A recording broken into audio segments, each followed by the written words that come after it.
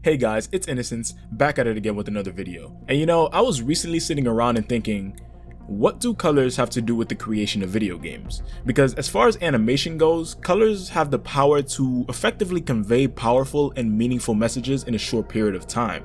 So I thought the same must be true for the games that we love to play. And I'm sure, as you might have figured, it absolutely is. In games, developers have molded into a trend of using certain colors to always represent the same things, even across different games and different game genres. So anybody who plays video games somewhat regularly will be able to pick up on these tiny color cues and be able to pick up on them quickly. If you're a video game player yourself and you think that you have no idea what I'm talking about, I'm sure you do, even if just subconsciously. For example, say you're playing your favorite game and you come across a usable item on the floor. This item is a vial with what seems to be a red substance in it. When you eventually work up the courage to consume it, what do you suppose will happen? Do you think the vial will give you more stamina points? Do you think it'll heal your health bar? Or potentially raise your magic meter back to full? You see, you knew the answer to that question, or at least had a very good guess without me having to tell you. It's because over time, video games have developed a sort of color language that most people who play them will be able to decipher without any trouble and in a moment's glance. It's a language that we as gamers are all fluent in and didn't even notice. Like, these facts are the reasons that we as players are so quickly able to associate the colors red and green with a character's health. Red being for when they are on the verge of death, and green being for when they're doing A-okay. They are the reasons that we are able to associate the color blue with magic and mana restoration. The reason we're able to associate orange with stamina, raw energy, and other physical properties. Black, white, and yellow with navigation and waypoints. And purple with an ensuing evil, poison, or tainted innocence. And if you were able to follow all of that and agree with me, then congratulations, you're definitely a gamer. But more importantly, you must be curious as to how this uniform color representation in video games came to be, and how we as players have grown to be able to interpret these colors in their various ways. So this video is going to answer just that. Now obviously, if you're new to games, I should preface this entire video by saying that these color choices are not ironclad. There are definitely instances and sometimes entire games where developers don't seem to care for this subconscious standard and instead choose to use their own color palettes for whatever reason they deem necessary. But I will say, and I think most gamers can attest to this, the majority of games do follow this trend and they follow it quite religiously. And again, to explain the reasoning behind this, let's start off with red and green. Red and green are most often used in video games to convey health, either of yourself or other characters. And the main reasoning behind this is large in part due to how these colors appear in nature. Green is the color of beautiful open prairies and large overgrown vegetation, symbolizing the presence of living and thriving organisms. While red, on the other hand, is commonly associated with blood and thereby the slow and painful loss of said organisms. So looking at it like this, it's only natural to associate these colors with their respective states of life, and it's even more natural that game developers decided to take cues from nature when constructing their games. And the trends don't stop here. Take the shades black and white and the color yellow. These three are typically used in games to convey simple messages such as tips and hints, as well as the more complex navigation and waypoint systems that a player will use for the majority of a game. And just like the developers took inspiration from nature when finding application for the colors red and green, the same could be said here. Black, white, and yellow are the three main colors that appear in the night sky. Blue is also a big one, but we'll get to that next. And for generations, wandering travelers and humble sailors have been using the skies and the distant white lights of lighthouses to guide them to safety. And before the advent of GPS and cell phones, and even predating the compass, the lighthouse and stars were the only ways those at sea could dream of returning to their families. So without them, the weary sailors would be left unguided and at the complete mercy of Mother Nature and one of her greatest tragedies, the tempest. So again, it's only natural that the developers would choose to use these three colors and their various shades when constructing anything having to do with guidance and navigation, as they have already been guiding humans for thousands of years. And from a more scientific standpoint, one could also make the argument that black and white offer the greatest color contrast, or color distance as it's known in Euclidean color science. And there are good reasons why you as a developer would want your navigation tools to be as contrast to the background as possible, mainly for easy visibility by the player. But now we move on to blue, the color of magic, fortitude, and heroism. And surprisingly, it's not very difficult to figure out why blue is used the way it is in video games. In real life, blue is the color of distant stars, the ocean, and the morning sky. But the blue stars in the sky aren't the same as the yellow and white ones we just discussed. they're much more rare. For centuries before the modern world, ancient Greek astronomers like Hipparchus and his student Ptolemy often pondered why that was the case, and it wasn't until thousands of years later where we would discover the reasoning, which has a lot to do with star mass, temperature, and position on the main sequence. But for the time being, ancient philosophers and astronomers often took to the skies with a certain curiosity towards blue stars and asked why they were so different and often brighter than their yellow and white counterparts. They were mysterious, and it's not unreasonable to believe that stars blue in color soon became associated with marvel and impossibility. Author Amaya says this: "A star that was blue. A star was born, different from the others, whose light was unique, blue unlike anyone's ever seen." I'll leave her full poem down below if you happen to be interested in reading it, but I think her point here is that blue stars are different. They're not normal, and they're mysterious and attract a lot of attention. And just like the vast blue morning sky and the tranquil blue ocean, there's a sort of peace you get from staring at them, but at the same time, you know they're not to be trifled with. Blue stars are the hottest and brightest in the entire universe, capable of literally scorching planets who get too close to ash. The sky acts as the barrier from the sun's harmful rays, but also acts as an insulating tool to keep our own mistakes in. And the ocean, while beautiful, is undeniably the most brutal terrain to find yourself stranded in, unprepared. So to associate magic in video games with awe, mystery, and wonder, but also fortitude, crudeness, and limitation, seems to me what magic should be all about. So while magic doesn't have any real life incarnation to be based on, I think blue was chosen as a color because it represents what we don't yet completely understand, but one day dream to. So on to orange, a color typically associated with raw energy and stamina.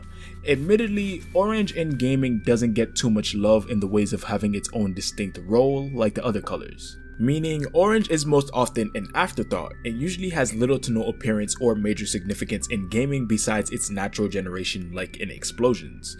But whenever it is used as a tool by the developers, it's almost exclusively tied to energy, stamina, and raw power.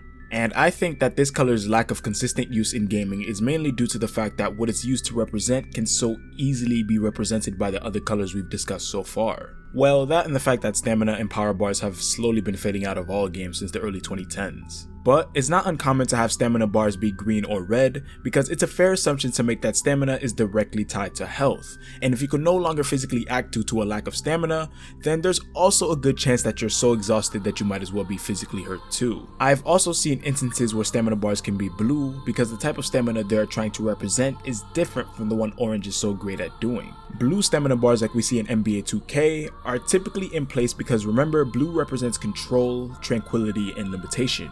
So it's obvious that an activity like dribbling might require a more refined type of focus, practice, and energy. And that's where orange comes in. Whenever orange stat bars are introduced in any particular game, they are typically made to represent a raw and unrefined power that doesn't particularly focus on energy conservation or efficiency, which is contrary to the blue stamina bars, like General Sprinting or Kratos' Spartan Rage from God of War 2018. Like I said, orange doesn't have too much love in the ways of video game symbolism, but whenever it does, it's almost always tied to unrefined energy. And the reason for this is pretty easy to see, since orange is widely associated with the color of our sun, even though it's actually white, and the sun is the literal reason why anything on this planet even exists. Without the sun's raw and unrefined energy that, as we've seen, has just as much potential to damage us as it does help us, we wouldn't be here. The energy from the sun is all and is the foundation for any movement on this planet, and that explains things quite nicely. And now we come to the final color, purple. And this one is just a little bit weird because purple is often used in video games to convey infection, evil, poison, or just about anything that looks as if it doesn't belong. And that's because purple does a phenomenal job at standing out. It's a color that appears little if at all in nature, so when our eyes see it, we automatically know something's wrong. But why is that the case? And if it doesn't appear very much in nature, how did developers gain the inspiration to use it as the color of malevolence? Well, look no further than ancient Rome. No, I'm serious. Before synthetic dyes were invented, people would color their clothing and whatever else they wanted to by crafting dyes made up of crushed insects or plants. This process wasn't too difficult for every other color, but like we've mentioned, purple isn't all that common in nature, so therefore neither was the dye to the people who wanted it. In fact, the only known process for crafting purple dye during that time was by extracting a special chemical from the shells of specific sea snails, but the process was so utterly grueling and complex that not much of it could ever be made at any given time. To paint a clearer picture, it would take collecting thousands upon thousands of these snails and boiling them alive for multiple days straight before the shells started to secrete the necessary chemical in the purple dye making process, and even then, only a small amount of dye could be made, about an ounce's worth. And how many snails did it take to make that ounce of dye, you ask? Try 250,000. No, you heard me correctly. As many as 250,000 mollusks had to be collected and killed just to make an ounce of dye, and the process of boiling them produced such a foul smell that many went on record to say that it littered the streets with an unbearable odor that no one dare stand. So naturally, purple dye became a luxury for the rich, and a single pound of purple wool was worth 3 times its weight in gold. So the only people who bought it were those wealthy enough to afford it, and they often used it as a way to flaunt their status. But Roman governing officials, not particularly known for their periods of political peace, never really sat too well with the common man or peasant. There's actually an entire Wikipedia page dedicated to a list of Roman revolts and attempted coups, and it's just way longer than it should be. And that just shows that many commoners didn't particularly like being led by such corrupt leaders who only had their best interest in mind. In fact, whenever Roman Senate officials appeared out in front of the public, they were seen in purple. It was actually a part of their uniform to wear a purple sash over their togas. So the common man quickly began to associate the color with the absolute power of the government, the putrid stench of its production process, and most notably, the corruption of the Roman Senate. And now, thousands of years later, we still see the consequences brought by the free and wealthy being represented in video games. And though I singled out the Roman Republic/Empire in this example, synthetic purple dye wasn't invented until 1856. So while I'm sure the process of extracting purple dye from nature improved over the generations, there are still countless upon countless of other examples of civilians of a nation associating the color purple with corruption and unjust rule. And fun fact, while not true for all purple flowers or plants, the overwhelming majority of them, if purple in color, are poisonous to humans. In fact, it's still a general camping rule of thumb not to eat any plant or berry that is purple in color. And on a more symbolic note, a mix of red and blue, 2 colors often associated with heroism and evil, even though I totally forgot to mention that in either section of this video, actually gives you different shades of purple, which indicates that purple may be a sort of middle ground between good and evil, like someone who has been poisoned but perhaps isn't too far gone. So with that being said, it makes perfect sense that the developers would choose to use the color purple to represent something which doesn't belong and must be stopped, to represent an ensuing stench or infection that is slowly leading itself to ruin, to represent the transformation of people who were once good but have traversed down the wrong path. Purple is the color of corruption.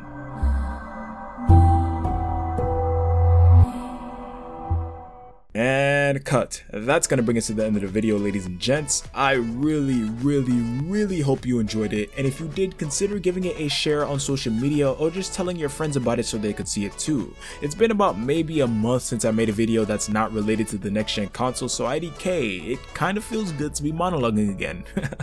But with that being said, let me know what you guys thought of the video down below, and if you enjoyed it, be sure to like and subscribe, as well as hit that bell notification button if you're so inclined. Alright dudes and dudettes, I've been Innocence, you've been the audience, and I'll catch you guys in the next one. Peace out.